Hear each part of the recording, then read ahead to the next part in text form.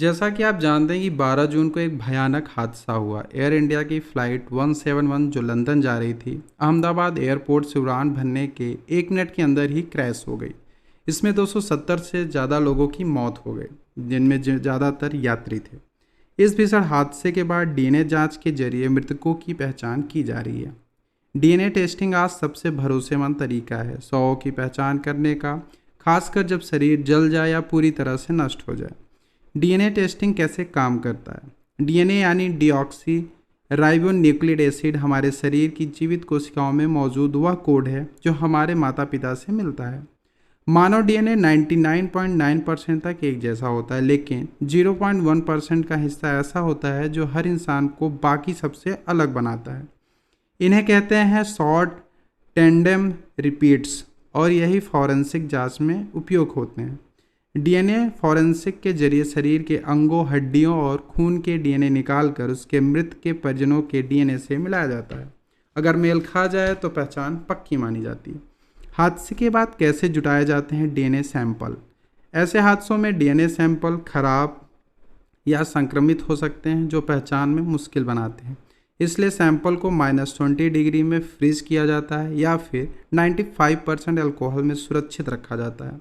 अगर soft tissue हो, जैसे त्वचा या मांसपेशियां, तब 100 से लिए जाते हैं सैंपल। कौन कौन से सैंपल्स 100 से लिए जाते हैं? इसमें होता है टिश्यू, हड्डी, खून, नाखून, शरीर का तरल आदि शामिल हो सकते हैं।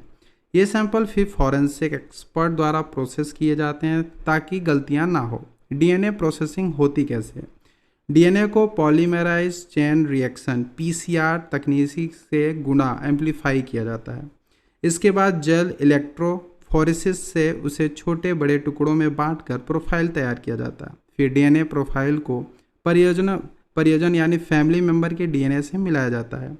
यही प्रक्रिया इस हादसे में भी उपयोग की जा रही है और अब तक ज़्यादातर शवों की पहचान हो चुकी है।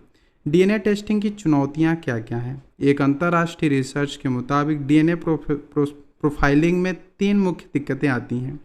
एक आती है सैंपल की गुणवत्ता। अगर डीएनए खराब या दूषित हो तो पहचान मुश्किल हो जाती है। दूसरा है डेटा का विश्लेषण में जटिलता। जब डीएनए मिक्स हो जाए या बहुत कम मात्रा में मिले तो भी सही रिजल्ट मिलना मुश्किल हो जाता है। गलत व्याख्या या प्राइवेसी से जुड़ी चिंताएं है, इसलिए फॉरेंसिक विशेषज्ञों को विशेष प्रशिक्षण और सावधानी की जरूरत होती है। आज आधुनिक सॉफ्टवेयर, मोटिवेशन, प्रोफेशनल ट्रेनिंग से पहचान की प्रक्रिया बहुत तेजी और सटीक हो चुकी है। ऐसे बड़े हादसों में डीएनए कितना ज़रूरी होता है? डीएनए का उपयोग कई बड़े हादसों में किए जाते हैं, जैसे कि 2004 में इंडियन ओशन सुनामी में, 2009 में ऑस्ट्रेलियन बस फायर्स में, 2014 में MS-70 विमान हादसा यूक्रेन में जो हुआ था उसमें, और 9/11 के अमेरिकी हमलों में किया गया था। इस घटनाओं में 100 जल गए थे और टुकड़ों मिले थे। डीएनए एकमात्र तरीका है पहचान करने का।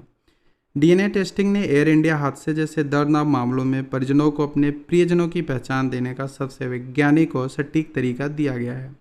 STR तकनीकी, PCR और आधुनिक मॉडर्न फॉरेंसिक जो प्रक्रियाएं हैं, आज हमें सच तक पहुंचाने और सम्मानजनक अंतिम संस्कार में मदद कर रही हैं।